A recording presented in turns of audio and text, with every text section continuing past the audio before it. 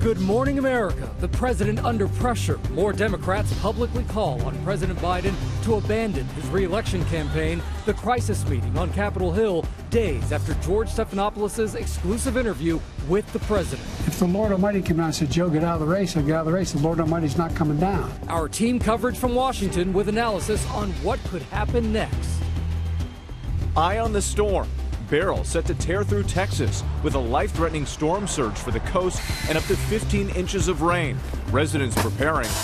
Plus, historic heat breaking records in the West. The forecast for the week ahead. NFL death. Vikings rookie Kyrie Jackson and two of his high school teammates killed in a car crash collision in Maryland. What we know about the wreck and the reaction this morning to promising young lives cut short.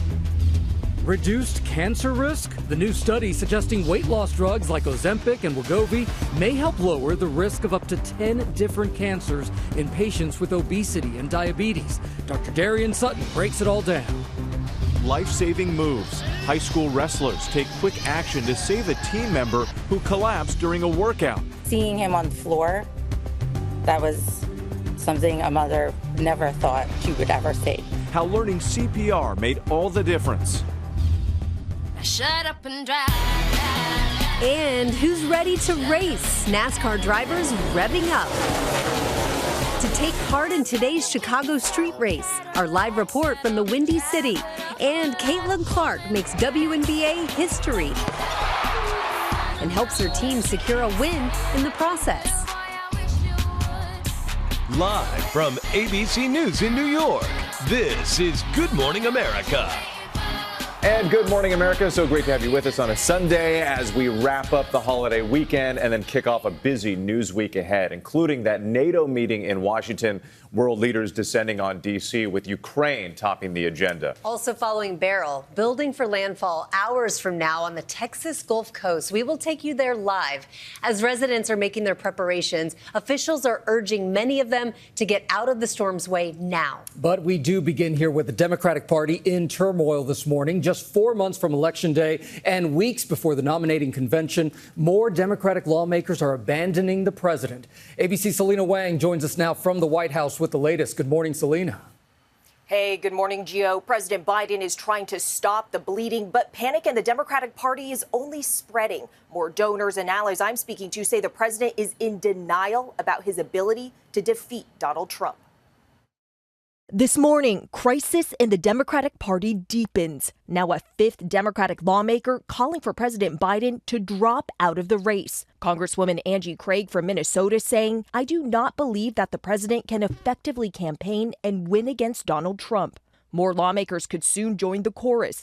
Minority Leader Hakeem Jeffries is planning to hold a meeting with Democratic leaders in the House this afternoon, sources tell ABC News. And ABC News has also learned Senator Mark Warner is working to get a group of Senate Democrats together to discuss whether Biden should step aside. Senator Tammy Baldwin from Battleground, Wisconsin, says she'll have lots of discussions with her colleagues when Congress reconvenes on Monday. I'll be seeing and interacting with my colleagues. I'm sure we'll have lots of discussion. But when George Stephanopoulos asked what Biden would do if top members of Congress asked him to step aside, the president was defiant. Well, it's like, they're not going to do that. You sure? Well, yeah, I'm sure. Look, I mean, if the Lord Almighty came out and said, Joe, get out of the race, I'll get out of the race. The Lord Almighty's not coming down. More donors are sounding the alarm after that interview. Mega donor Reed Hastings, the co-founder of Netflix, saying Biden is unfortunately in denial about his mental state. He needs to step aside to let a vigorous Democratic leader beat Trump. They're trying to push me out of the race. No! Well, let me say this as clearly as I can. I'm staying in the race. Even after Biden's fiery campaign rally in Wisconsin on Friday, not all voters there were convinced. How would you say this rally changed or didn't change your perception of the president? Well, I wouldn't say it changed my perception of the president. I mean, I think what happened last Thursday night was worrisome. Thursday made me worry, and I think he's bounced back in this kind of setting. I want to see him in other settings. The Biden campaign believes they can still turn things around by getting the president out on the trail more. He's making 2 campaign stops in Pennsylvania today. But many in the party are saying there's really not much the president can do to change his image. The damage, they say, is already done. Whit. Selena weighing for us. Thank you so much. Let's bring in ABC News political director Rick Klein. Rick, I know you've had a very busy few days. We appreciate you joining us. So let's start there. We heard in Selena's report House Democrats doing a video call today. Senator Mark Warner trying to organize a meeting of senators. What are your sources telling you about how this all plays out over the next few days? This is a critical stretch for Biden's campaign if he hopes to stay in the race. He's going to be joined by some key allies today in Pennsylvania. But starting tomorrow, Congress is back in Washington. There will be meetings. There will be discussions, some formal, some informal, all on one topic. Should Joe Biden stay in this race? Does he have a path to regaining some electoral viability that he's lost in the last couple of days? And also this week, he's got the NATO summit here in Washington, a press conference on Thursday. This is an absolutely critical time for him to prove to these Democrats that he can keep their confidence. You know, when he said that none of them have asked for him to step aside in the leadership, he is testing that proposition in the next couple of days. And Rick, as we look at the timeline here, is there a point when it becomes too late for Democrats to change their nominee and still have a shot at actually winning the election? Yeah, such an important question, Whit, for Democrats right now. Functionally speaking, there's always a way to replace a nominee who wants to be replaced. But by far the easiest way to do that is before he or she is actually nominated. The Democratic convention starts a little more than a month from now in Chicago. So that may seem like there's a little bit of time. But actually, Democrats are planning to begin the process of a virtual nomination just 2 weeks from now. So the ideal situation for Democrats would to figure out 100% who the nominee will be before that process begins. Otherwise, this could be a very messy summer and fall for Democrats. Yes, a pivotal couple weeks. So what is the strategy on the other side from the Trump campaign and their plans ahead of the GOP convention? Yeah, one campaign aide told someone on our team, we're trying something different for a change. We're trying to be quiet. Trump is trying to stay out of the news cycle, but that changes as well over the next week. He has a campaign event on Tuesday. He also is almost certain to pick his vice presidential running mate in the next week. The Republican National Convention, believe it or not, Whit, starts a week from tomorrow in Milwaukee. A lot of people waiting to see who that running mate will be. Rick Klein, as always, we appreciate it. Thank you.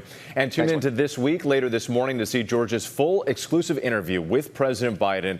Plus, George speaks exclusively with Secret Service Director Kim Cheadle about security threats and plans for the upcoming Republican and Democratic conventions. Gio? All right, we turn now to Beryl. The storm intensifying this morning as it heads for landfall just hours from now in Texas. People on the Gulf Coast, as you can imagine, are on alert for massive storm surge, torrential rain, and damaging wind. ABC's Melissa Adon is in Texas now with the latest. Good morning, Melissa. Good morning, Gio. Several South Texas communities now under a mandatory evacuation. This while officials are urging tourists, if you are here now, to get out ahead of Beryl. This morning, storm preps underway as Tropical Storm Beryl targets the Texas Gulf Coast. South Texas residents loading up on supplies, the Salinas family boarding up their home. Hurricanes are not to play around with. I'd rather be safe than sorry. The storm expected to intensify to a Category 1 hurricane, bringing dangerous storm surge as high as 6 feet in some parts. Anybody who's in a storm surge evacuation zone in this area, if you've been asked to leave by your local officials, you should please get out. In Galveston, businesses placing tarps to prevent the floodwaters from getting inside. This area floods when we have heavy rain. You add tidal surge and additional rain on top of that, we run the risk, like anybody else is in downtown Galveston, of having flood or flood water in the building. The Villalobos family owns this cafe here in Port Lavaca, which is under voluntary evacuation.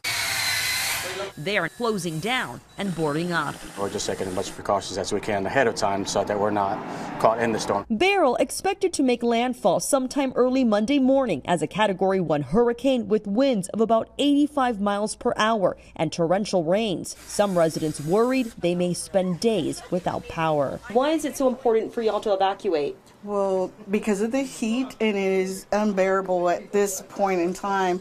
And then with the rain, so we have to take precautions for that.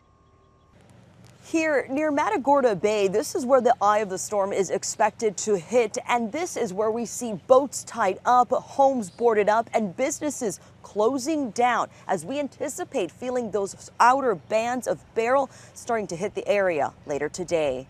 Rhiannon. And a beautiful sunrise behind you. Melissa, Don, please stay safe down there.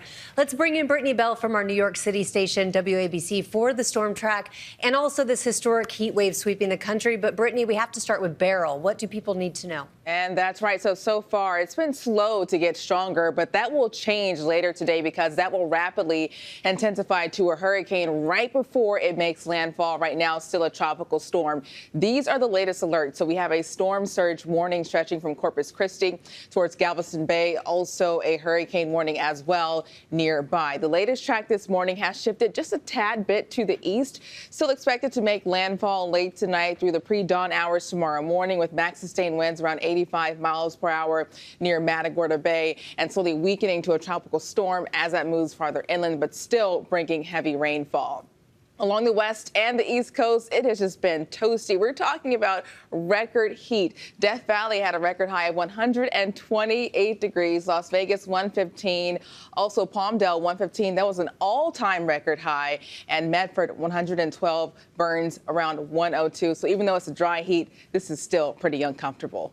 Back to you guys. Uncomfortable and unsafe in certain parts, Brittany. Thank you for that. That record heat you just saw is fueling hundreds of wildfires in California. Authorities saying the lake fire in Santa Barbara County has now covered more than 13,000 acres.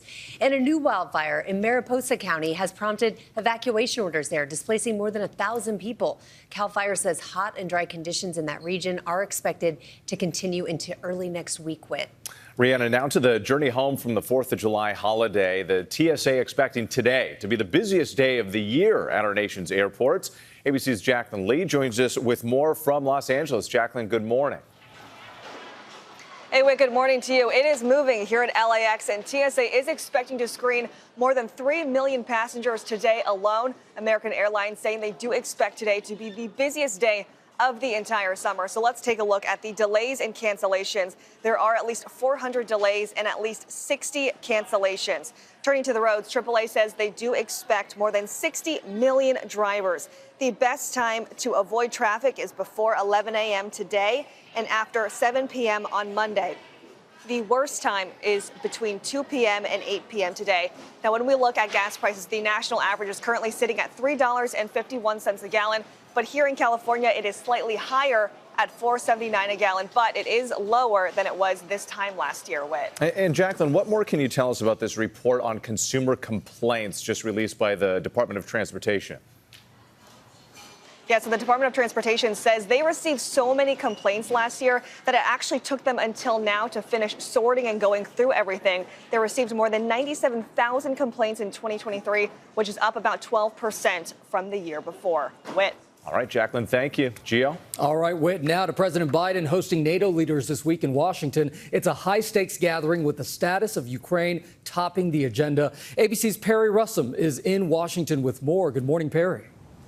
Gio, good morning to you. This NATO summit is set to be a major moment for Ukraine as the country continues to defend itself against Russia. It is a three-day summit here in D.C., starting on Tuesday and ending on Thursday.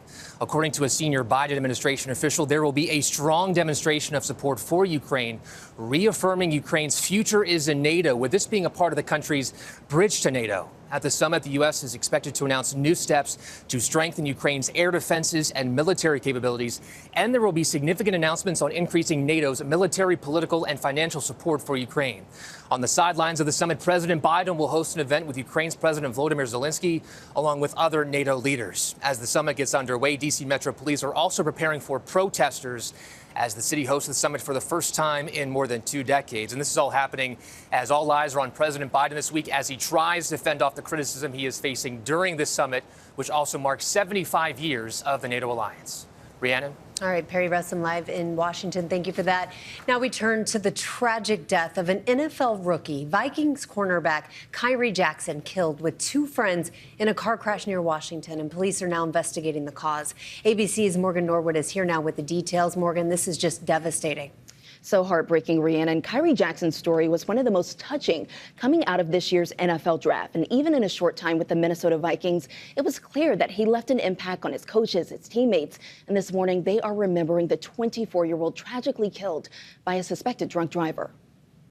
This morning, tributes pouring in for 24-year-old Viking star rookie Kyrie Jackson, killed in a 3-car chain reaction crash involving an alleged drunk driver. The crash happening Saturday morning in Maryland just after 3.